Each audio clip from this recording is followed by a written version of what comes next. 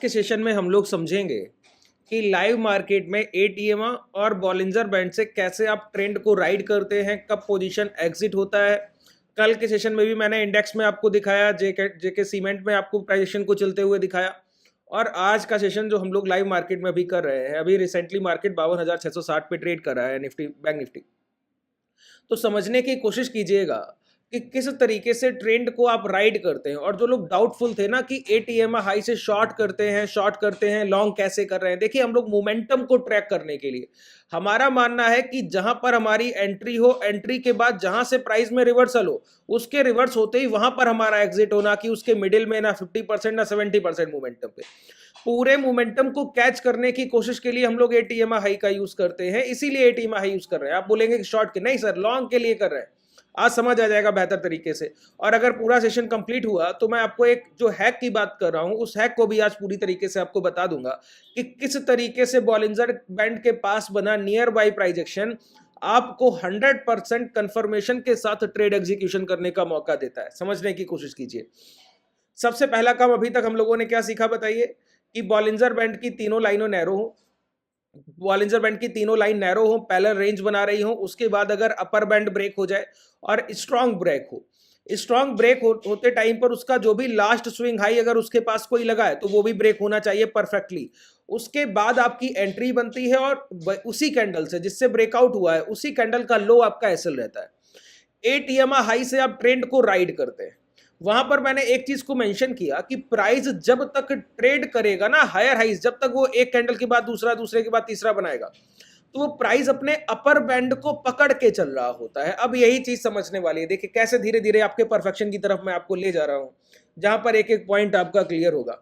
मैंने आपको बोला कि जब प्राइस में अपर साइड कोई मोमेंटम चल रहा है तो अपने अपर बैंड को पकड़ के चलेगा, अगर लोअर साइड मोमेंटम चल रहा है तो लोअर बैंड को पकड़ के चलेगा। अब कई बार क्या होता है ना सर, कि बाइंग पिछली 8 कैंडल के 5 मिनट के टाइम फ्रेम पर आ रही होती है। एटीएम आप यूज कर रहे हैं तो कई बार बाइंग पिछली 8 कैंडल के 5 मिनट के टाइम फ्रेम पर आ रही होती है, कभी 10 मिनट के टाइम फ्रेम पर आ रही होती है, कभी 15 मिनट के टाइम फ्रेम पर आ रही होती है। तो जब 20 मूविंग एवरेज, जो कि बॉलिंजर बैंड का मिडिल एवरेज है, जब यहां से आप एवरेज उठाते हैं SD+2, स्टैंडर्ड डेविएशन +2, तो अपर बैंड को प्राइस पकड़ता है जाके सर, अपर बैंड को पकड़ेगा। और अपर बैंड को फिर वो 15 मिनट पे पकड़ रहा है या 10 मिनट या 5 मिनट पे, ये कहना मुश्किल है। कि इसीलिए हम लोग एक मिडिल टाइम फ्रेम का यूज कर रहे हैं। मैंने आपके लिए क्या बताया, 10 मिनट का टाइम फ्रेम, परफेक्ट एग्जीक्यूशन। अगर छोटा मोमेंटम होगा जैसे कल का ये वाला मोमेंटम, इसको भी आप 10 मिनट पे कैच कर लेंगे। ये मोमेंटम होगा जैसे आज का मोमेंटम, बड़ा मोमेंटम, इसको भी आप 10 मिनट पे कैच कर लेंगे। 5 मिनट का टाइम फ्रेम क्या लैग करेगा पता है, वो आपको यहां कहीं एग्जिट करा देगा। ये जो प्राइस बना यहां एग्जिट करा देगा। 5 मिनट का टाइम फ्रेम, 15 मिनट का टाइम फ्रेम ऐसे मोमेंटम को नहीं पकड़ने देगा। तो 10 मिनट का टाइम फ्रेम मीडिएटर है सर। 15 और 10 मिनट के टाइम, 15 और 5 मिनट के टाइम फ्रेम के मिडिल का एवरेज है 10 मिनट का टाइम फ्रेम। मैं मैक्सिमम ट्रेड्स जब भी बॉलिंजर बैंड पे एग्जीक्यूट करता हूं ना, तो 10 मिनट के टाइम फ्रेम पर ही करता हूं। उसका सबसे बड़ा रीजन यही है क्योंकि मैक्सिमम ट्रेड अपना पूरा एक मोमेंटम खत्म कर, ओवर होने के बाद, खत्म होने के बाद ही एग्जिट देती, इस वजह से 10 मिनट का टाइम फ्रेम। अब देखिए, अगर 15 मिनट के टाइम फ्रेम पर SD+2 चला तो प्राइस 15 मिनट के टाइम फ्रेम पर हाई ब्रेक करेगा अपर बैंड के, फिर अपर बैंड को पकड़ के चलने की कोशिश करेगा। अब जब 15 मिनट के टाइम फ्रेम पर अपर बैंड की राइडिंग हो रही है तो 10 मिनट के टाइम फ्रेम में प्राइस कैसा दिखेगा, अपर बैंड के अंदर ही ट्रेड करता दिखेगा, लेकिन हर कैंडल के हाई ब्रेक हो रहे होंगे। तो आप बोलेंगे ये तो 10 मिनट के टाइम फ्रेम पर कोई मोमेंटम नहीं। तो मैंने आपको क्या बताया कि 10 मिनट के टाइम फ्रेम पर एक कैंडल क्लोज, आपकी एंट्री, एंट्री के बाद एटीएम हाई से राइडिंग, कि प्राइस अगर 15 मिनट के टाइम फ्रेम के अपर बैंड को पकड़ रहा है तो 10 मिनट के टाइम फ्रेम में कभी भी एटीएम हाई के नीचे की सिंगल क्लोजिंग नहीं करेगा, 5 मिनट में कर देगा। यही लैग है सर, 5 मिनट में वो आपको एग्जिट दे देगा लेकिन 10 मिनट में नहीं देगा। इसीलिए मैंने आपको बताया परफेक्ट टाइम फ्रेम 10 मिनट है इसके, इस पूरे सेटअप के लिए जो मैं आपको बोल रहा हूं। ठीक है, चलिए समझने की कोशिश करते हैं। मैं आपको एक एक पॉइंट बताऊं, कई लोगों को डाउट हुआ होगा कि मैंने क्या आपको बताई ये चीज। अभी एक बार समझने की कोशिश कीजिए, प्रैक्टिकल वे में समझिएगा। कोई डाउट आए तो उसके बाद कमेंट सेक्शन में पूछिएगा। ठीक है, बहुत ध्यान से सुनिए। सबसे पहला काम हमारा क्या करना है बताइए, हमारा पहला काम है यहां पर बॉलिंजर बैंड को प्लॉट करना। और बॉलिंजर बैंड में मैंने आपको जो बताया वो क्या बताया, कि यहां पर आपको जो चेंजमेंट करना है वो सिर्फ क्या करना है, प्राइस एक्शन को क्लैरिटी से देखने के लिए बैंड के कलर्स को इस तरीके से मेंशन करना है कि आपको प्राइस बेहतर दिखना चाहिए। दूसरा, अब यहां पर हम लोग यूज कर रहे हैं एटीएमआ। क्या यूज कर रहे हैं? मूविंग एवरेज में एटीएमआ हाई। यहां पर लेंथ को चेंज कीजिए, 8 रखिए, क्लोज की जगह हाई रखिए, ठीक है, और थोड़ा सा विजिबिलिटी को चेंज करके जिससे आपको प्राइस अच्छे से समझ आए और प्राइस और एवरेज की लाइन में आप डिस्टेंस कर पाए। अब देखिए एटीएमआ क्या कर रहा है, यहां पर बैंड नैरो हुआ, नैरो बैंड के बाद जैसे ये हाई ब्रेक हुए तो स्विंग हाई ब्रेक हो गया। अब स्विंग हाई ब्रेक हुआ, एक परफेक्ट कैंडल ने एंट्री दी। अब एटीएमआ के अपर बैंड से प्राइस में देखिए, यहां पे देखिए ये 20 मूविंग एवरेज, ये SD+2 अपर बैंड और एटीएमआ से राइडिंग चल रही है। क्या चल रही है? एटीएमआ से राइडिंग चल रही है। बहुत ध्यान से सुनिए सर, कोई डाउट आए तो तुरंत बताइएगा कि हाँ सर ये डाउट आ गया। अब देखिए यहां पर प्राइस ने क्या किया, लोअर बैंड को टच किया, लोअर बैंड को टच करने के बाद ये हाई लगा दिया, फिर लोअर बैंड को टच किया, हाई लगा दिया, अपर बैंड का लो टच किया सर, ये मैं आपको बोलना चाह रहा हूं। ये टच किया, फिर ये टच किया। अब इसका मतलब है 10 मिनट के टाइम फ्रेम पर ही खरीदारी चल रही है। क्या चल रहा है? 10 मिनट के टाइम फ्रेम पे खरीदारी चल रही है।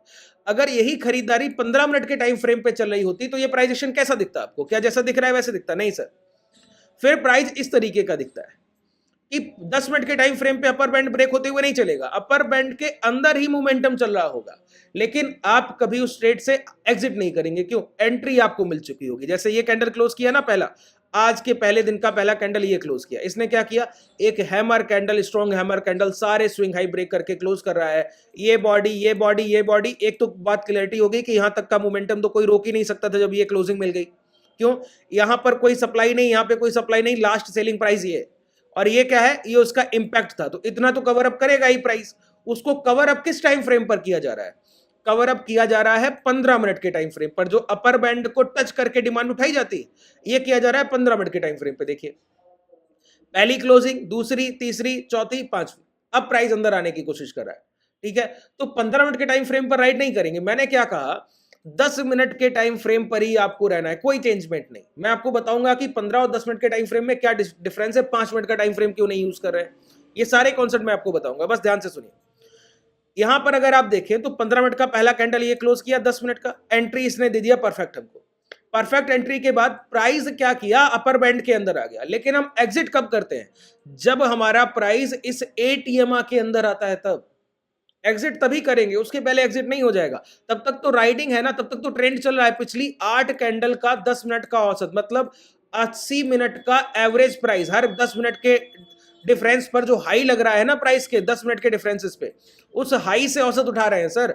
वो जब तक डिमांड बनी रहेगी, इंपैक्ट ऑफ डिमांड, तब तक उस एवरेज के नीचे प्राइस नहीं आएगा। और एक बार आया तो वहां मोमेंटम डेड कर देगा। अभी देखिए क्या ये है, ये ब्रेक हो पा रहे हैं दोबारा? नहीं, अब मोमेंटम डेड हो गया। अब दोबारा से ये बैंड नैरो हो रहा है, बैंड नैरो हो रहा है, प्राइस फिर इस रेंज में कंसोलिडेशन के लिए जाएगा, या लो ब्रेक करेगा, यहां तक डिमांड उठाने आएगा, फिर जब हाई ब्रेक होंगे, अगर ये कंसोलिडेशन नैरो हो गया, फिर इस तरीके का एक मोमेंटम। तो ये रिपीटेशन साइकिल है सर, बार बार चलेगी, ठीक है। बस इसमें आइडेंटिफिकेशन, पहचान आपकी बहुत महत्व रखती है कि आप प्राइस को पहचान कैसे रहे। अब आप बोलेंगे 5 मिनट के टाइम फ्रेम पर क्या दिक्कत आ गई सर? यही क्वेश्चन होगा कि 5 मिनट के टाइम फ्रेम पर क्यों नहीं, 10 मिनट के टाइम फ्रेम पर ट्रेंड राइडिंग हो रहा है तो 5 मिनट के टाइम फ्रेम पर क्यों नहीं हो रहा? सर 5 मिनट का टाइम फ्रेम क्या करेगा ना, वो आपको 8 कैंडल और 5 मिनट एटीएमआ से हम लोग राइड करते हैं ट्रेंड को कि जितना मोमेंटम मिले टॉप पे निकले। तो यहां से रिवर्स हुआ, ये टॉप लगा तुरंत बार, यहां देखिए प्राइस रिवर्स हुआ, यहां पे एटीएमआ के नीचे पहली क्लोजिंग मिली तुरंत बार, तो टॉप के तुरंत 10-15% मोमेंटम छूटता है, मैक्स 20%। उसके तुरंत बाद यहां एंट्री, यहां एग्जिट, यहां एंट्री, यहां एग्जिट। इस तरीके से आप जहां टॉप लगेगा वहां से एटीएमआ राइडिंग के लिए यूज कर रहे हैं, अप ट्रेंड के लिए, शॉर्ट के लिए नहीं यूज कर रहे हैं। अगर यही हम 20 मूविंग एवरेज से करें तो बड़ी तकलीफ हो जाएगी सर। क्यों? अभी तो बड़े बड़े मोमेंटम है ये आपके सामने, तो दिक्कत नहीं दे रहा। अब जैसे ये मोमेंटम था, एटीएमआ ने यहां एग्जिट दे दिया, अगर प्राइस थोड़ी देर और रुकता तो यहां तक टच कर जाता, इसका मतलब है आपने जो ट्रेड लिया वो तो कॉस्ट पे निकलने की बारी आ गई। इस वजह से तो हम लोग 20 मूविंग एवरेज से ट्रेड नहीं कर रहे हैं, बॉलिंजर बैंड की मिडिल लाइन से ट्रेंड नहीं कर रहे हैं, हम लोग किससे मोमेंटम को कैच कर रहे हैं? एटीएमआ। यही हमारे लिए यहां पर की पॉइंट है। अब 5 मिनट के टाइम फ्रेम पर क्या ले गए?